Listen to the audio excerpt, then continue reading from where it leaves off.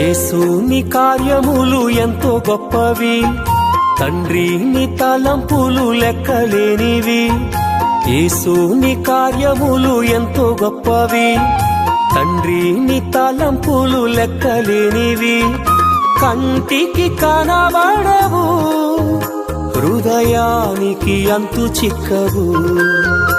అవి కంటికి కనబడవు, హృదయానికి అంతు చిక్కవు. యేసుని కార్యములు ఎంతో గొప్పవి, తండ్రి నీ తలంపులు లెక్కలేనివి.